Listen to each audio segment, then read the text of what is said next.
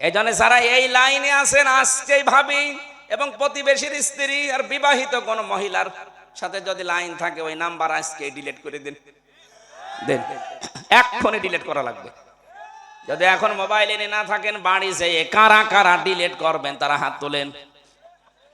কি তোলেন না কেন? ও এই এলাকায় আমার মনে হয় হাদিস বলা ঠিক হচ্ছে না, সব আল্লাহর ওলি বসে আছেন আপনারা। আমি অন্য জেলায় এটা বলবো, ঠিক আছে?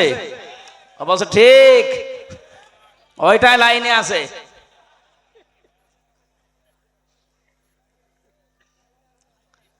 এবার আমি সূরা নূর 30 নম্বর আয়াতটা বলছি, আমি নিজে সহ যারা আছি প্রত্যেকে যেন মানতে পারি, এই তৌফিক আল্লাহ তুমি আগে আমাদের দাও। কুল্লিল মুমিনিনা ইয়াগুদ্দু মিন আবসারিহিম ওয়া ইয়াহফাযু ফুরুজাহুম যালিকা আযকা লাহুম। রব্বুল আলামিন বলেন, হে নবী আপনি মুমিন পুরুষদেরকে বলেন তারা পরনারী দেখলে যেন চোখ নিম্নগামী করে। কত মানুষ আমাকে মোবাইলে মেসেজ দেয়, হুজুর এক জিনিস আর কতদিন খাবো? একদিন কতদিন খাবেন মানে? আপনার বউ যদি উল্টা করে মেসেজ দেয় যে ওই এক জিনিস আমি আর কতদিন করব? এই জন্যই তো ঔষধটা বলছি, আল্লাহর বানানো ঔষধ। তোমাদের জন্য একটা দিনকে তিনি মনোনীত করেছেন, ফালা তামুতুন্না, মরবা না ইল্লা ওয়া আনতুম মুসলিমুন, যতক্ষণ মুসলমান হতে না পারো। তার মানে দিনের ভেতরে না থাকলে আপনি মুসলমান হতে পারবেন? আরো জোরে বলেন। বাংলার মুসলমানেরা সতর্ক করছি, ইসলাম বাদ দিয়ে যদি ব্যবসা করেন ও ব্যবসা জায়েজ নেই। কি কথা বলেন না কেন? কারণ ফালাই ইকবালা মিন, ইকবালা মুজারে বর্তমান ভবিষ্যৎ প্রেজেন্ট ফিউচার, এর আগে লান আছে, এর আগে ফা আছে। যারা আরবি গ্রামার বোঝে এখানে পরশানা কোথায় যেন কওমি মাদ্রাসা আছে নাম করা, এলাকায় অবশ্যই আলেম আছে, জিজ্ঞাসা করেন তাদেরকে মুজারের আগে লান আসলে কেমন অর্থ দাঁড়ায়। আল্লাহ গ্যারান্টি দিচ্ছেন জীবনেও তোর কোনো ইবাদত কবুল হচ্ছে না, হবেও না। এতটুকু আল্লাহ শেষ করেননি, হুয়া ফিল আখিরাতি মিনাল খাসিরিন, ওই লোকটা সবচাইতে বড় ক্ষতিগ্রস্ত হবে আখিরাতে। এজন্য দুনিয়াও ধ্বংস হয়ে যাচ্ছে, আমাদের আখিরাতও শেষ হয়ে যাচ্ছে। যারা ইসলাম বাদ দিয়ে বিয়ে করেছেন ওটা বিয়ে না, এই কথা বলেন না কেন? সুতরাং ইসলামের নিয়ম বাদ দিয়ে যারা বিয়ে করেন ওদের কি বিয়ে হয়? আর বিয়ে বাদ দিয়ে যদি কেউ সন্তান জন্ম দেয় ওটা সন্তান হয় না জারজ হয়? কি এর চাইতে আর ভেঙে কি বলা যায় আপনি বলেন? আজ ইসলাম বাদ দিয়ে যারা ব্যবসা করেন ব্যবসা নেই, বিয়ে করলে বিয়ে নেই। ইসলাম বাদ দিয়ে কেউ যদি রাজনীতি করেন রাজনীতিও নেই। সুতরাং এই বাংলাদেশে আল্লাহর কোরআনের আইন প্রতিষ্ঠা বাদ দিয়ে যারা অন্য আইন বা পৃথিবীতে দাঁড় করানোর জন্য চেষ্টা করছেন, আল্লাহর কসম আপনি ক্ষতিগ্রস্ত। আপনাকে এত সুন্দর করে ডাক দেওয়ার পরেও যদি আপনি ঘাড় ঘোরান কি হবে আপনি জানেন? সূরা আরাফ 40 নম্বর আয়াত, ইন্নাল্লাযীনা কাযযাবু বিআয়াতিনা ওয়াস্তাকবারু আনহা লা তুফাত্তাহু লাহুম আবওয়াবুস সামা। যারা আল্লাহর আয়াতকে মিথ্যা প্রতিপন্ন করে, মিথ্যা মনে করে, এরকম বলে থাকে, ওয়াস্তাকবারু আনহা, আর কোরআনে কারীম শোনার পরে যারা অহংকার করে মুখ ফিরিয়ে চলে যায়, আল্লাহ বলেন লা তুফাত্তাহু লাহুম আবওয়াবুস সামা, ওদের জন্য আকাশের সব দরজা বন্ধ, একটাও খোলা হবে না। শব্দগুলো কি সুন্দর করে আল্লাহ চয়ন করেছেন দেখেন। তুফাত্তাহু এটাও মুজারে, এখন খুলছে না, ভবিষ্যতেও খুলবে না। বাব না দিলা আবওয়াব দিয়েছেন, বাব মানে দরজা, আবওয়াব মানে দরজা সমূহ।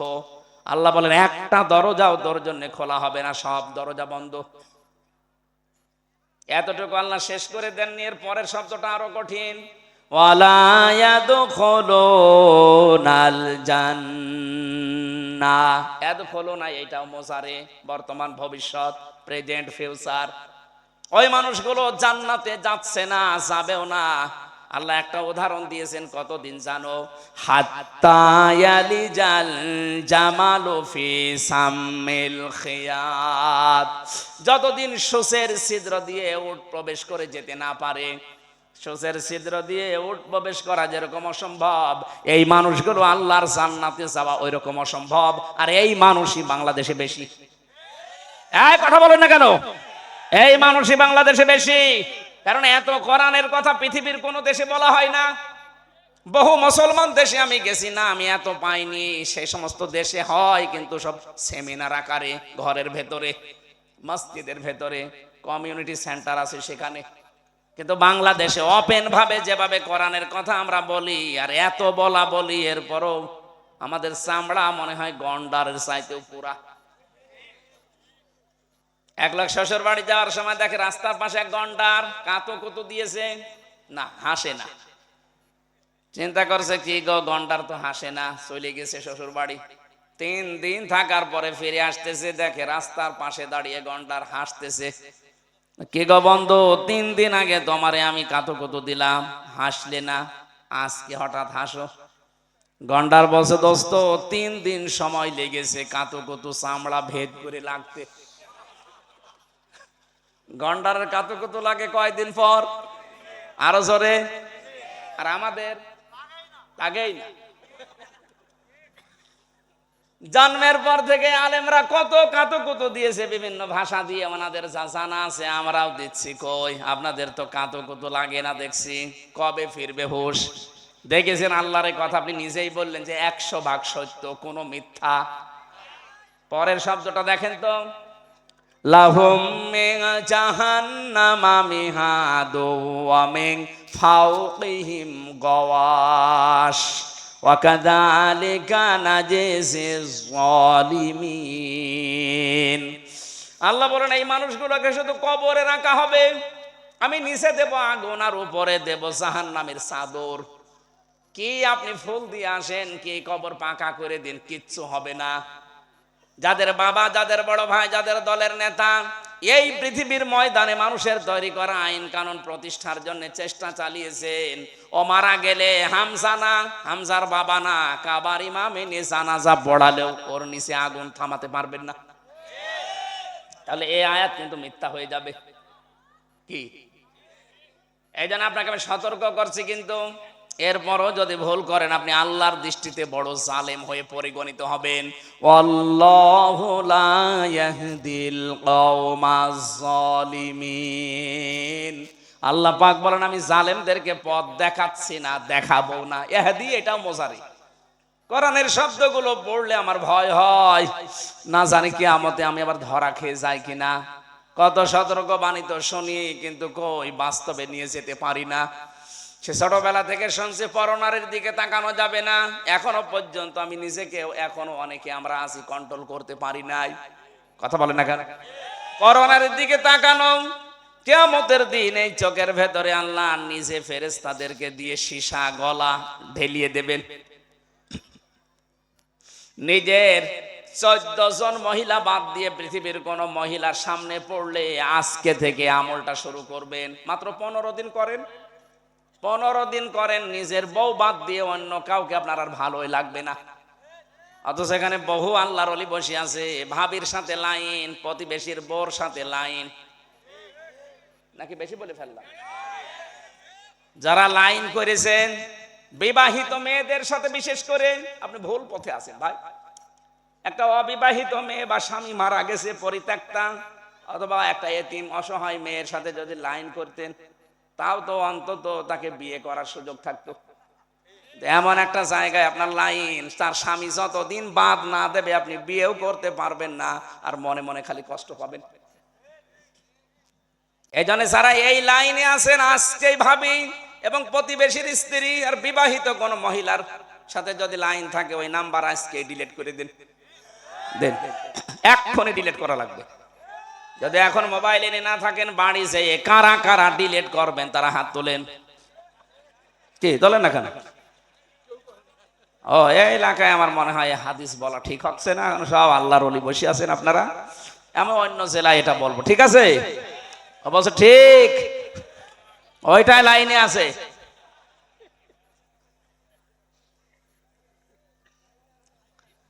এবার আমি সূরা নূর 30 নম্বর আয়াতটা বলছি। আমি নিজে সহ যারা আছি প্রত্যেকে যেন মানতে পারি, এই তাওফিক আল্লাহ তুমি আগে আমাদের দাও। লিল মুমিনিনা ইয়াগুদ্দু মিন আবসারিহিম ওয়া ইয়াহফাযু ফুরুজাহুম যালিকা আযকা লাহুম। রব্বুল আলামিন বলেন, হে নবী আপনি মুমিন পুরুষদেরকে বলেন তারা পরনারী দেখলে যেন চোখ নিম্নগামী করে। কত মানুষ আমাকে মোবাইলে মেসেজ দেয়, হুজুর এক জিনিস আর কতদিন খাবো। একদিন কতদিন খাবেন মানে? আপনার বউ যদি উল্টা করে মেসেজ দেয় যে ওই এক জিনিস আমি আর কতদিন করব। এই জন্যই তো ঔষধটা বলছি আল্লাহর বানানো ঔষধ। এটা হোমিওপ্যাথি না, অ্যালোপ্যাথি না, গাছরা ঔষধ না, আল্লাহ নিজে বানিয়েছেন। সূরা নূর 30 নম্বর আয়াত 18 নম্বর পারা 12 নম্বর পৃষ্ঠা 7 নম্বর লাইনে আছে। এটা তাফসিরে হাক্কানি আর তাফসিরে খাজেনের ভেতরে পাবেন। আল্লাহ বলেন মুমিনদেরকে বলেন তারা যেন চক্ষু নিম্নগামী করে।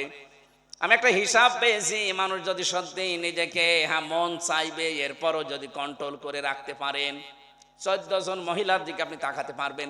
কয়জন?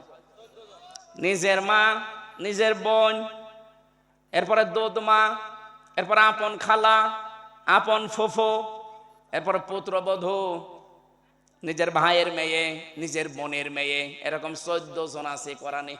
এই 14 জনের দিকে আপনি তাকাতে পারবেন। হ্যাঁ, তারপরও এই 14 জনেরও আবার শুধু মুখমণ্ডল, হাতের কবজি আর পায়ের পাতা বাদ দিয়ে পুরা শরীর ঢেকে রাখা লাগবে। তারা আবার আপনার সামনে হাফ প্যান্ট পরে আসতে পারবে না। না, বহু পরিবারে এখন শুনি দেখি এরা যুবতী মেয়ে, 18 বছর 20 বছর 22 বছর মেয়ে বয়স, টাইট ফিট প্যান্ট পরে গেঞ্জি গায়ে দিয়ে বাবার সাথে সিনেমা দেখছে। এরকম পরিবার নেই দেশে? এটা মানুষ না, এটা জানোয়ার না? তোর নিজের মেয়ে, তাতে কি হয়েছে? হযরতে আয়েশা এবং তার বাবা আবু বকর সিদ্দিক দুইজন বসে গল্প করছিলেন। নবীজি দূর থেকে এসে ডাক দিয়ে বললেন, দেখো তোমরা দুইজন আপন মা কি বাবা আর মেয়ে, তোমরা তো ভালো কথাই বলছো, একজন জান্নাতের সার্টিফিকেট পাওয়া আর আরেকজন নবীর আপন স্ত্রী, এদের ভেতরে কোনোদিন খারাপ চিন্তা ভাবনা আসার কথা? নবীজি বললেন, দেখো আমি কিন্তু দূর থেকে দেখতে পাচ্ছিলাম শয়তান তোমাদের দুইজনের মাঝে বসে ওয়াসওয়াসা দিচ্ছে। আপনি কি মনে করেন? বলেন আমরা উদার। কিসের উদার? এর অঘটনটা ঘটে যাবে সেজন্য উদারতা বের হবে। স্কিন টাইট প্যান্ট পরে গেঞ্জি গায়ে দিয়ে একটা যুবতী মেয়ে, বুকে কোনো ওড়না নেই, বাবার সাথে বসে বসে উলঙ্গ সিনেমা দেখছে।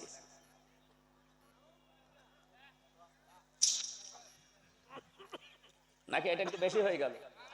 কিসের বেশি হয়েছে? এই এলাকায় হয়তো নেই, অনেক জেলায় আছে।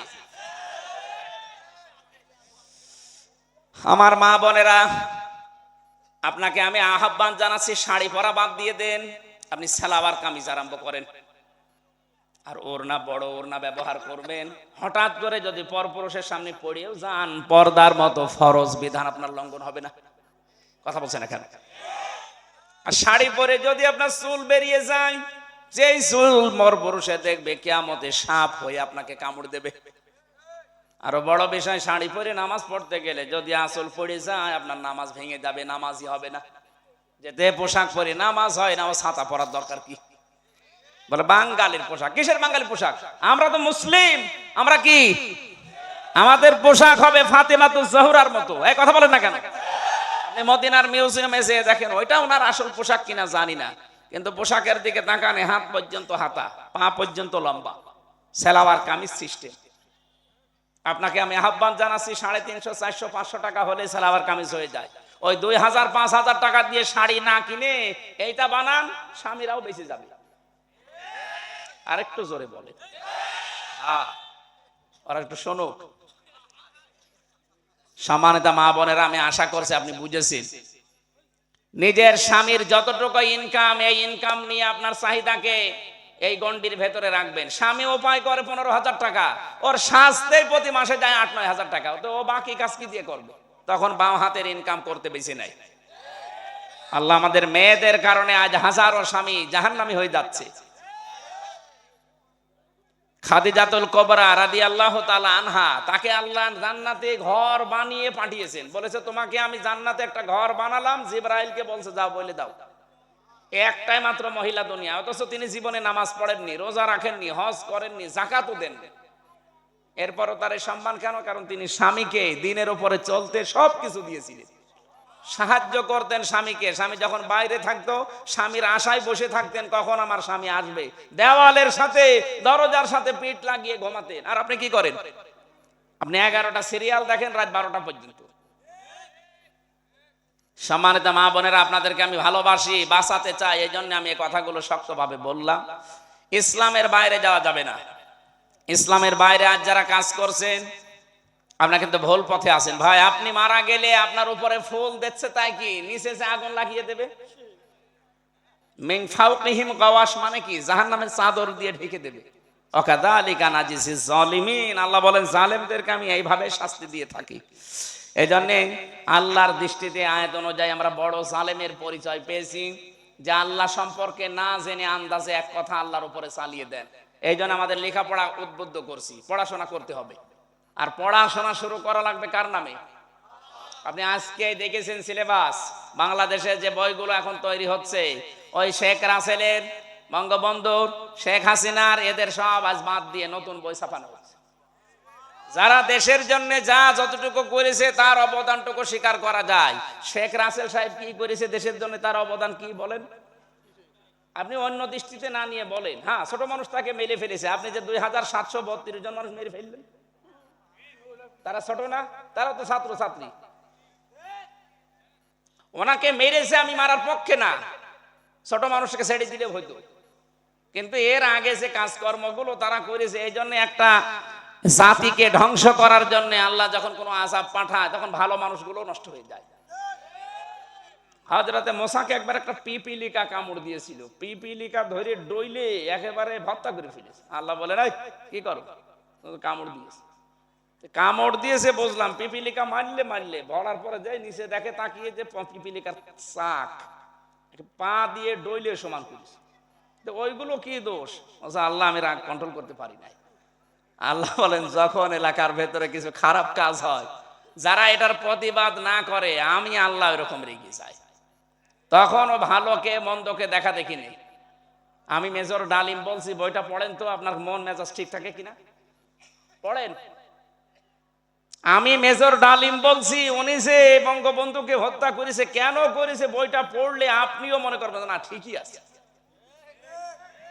তার নিজের বউটাকে ওনার ছেলে নাকি জোর করে নিয়ে রেপ করবে, আর সে সুবহানাল্লাহ পড়বে বসে বসে না।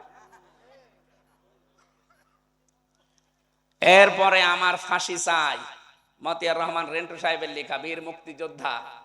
এই বইটা পড়লে আপনি সব ইতিহাস জানতে পারবেন। এই জন্য আল্লাহর প্রতি খারাপ ধারণা, ওই সমস্ত মানুষগুলো আল্লাহর বিধান মানতে চায় না, যাদের ভেতরে জ্ঞান নেই। আমি জ্ঞান অর্জনের জন্য আহ্বান জানাচ্ছি আপনাদের। 2 নম্বরে, আল্লাহর দিকে ডাকার পরও কেউ যদি ঘাড় ঘোরান, আপনি আল্লাহর নিকটে জালেম। ছোট জালেম না, আসলাম বড় জালেম। আর জালেমদেরকে আল্লাহ পথ দেখাচ্ছেন না, দেখাবেও না। আল্লাহ আমাদেরকে যেন বাঁচান। আমার যেহেতু আপনার অনুষ্ঠান আর একটা নিয়েছেন আপনারা, আজকে আমি শেষ করছি, আগামীতে আবার কথা বলবো। আল্লাহুম্মা আমিন। লা ইলাহা ইল্লা আনতা সুবহানাকা ইন্নী কুনতু মিনাজ জালিমিন। আল্লাহুম্মা গফিরলি ওয়ারহামনি ওয়াহদিনি ওয়াফি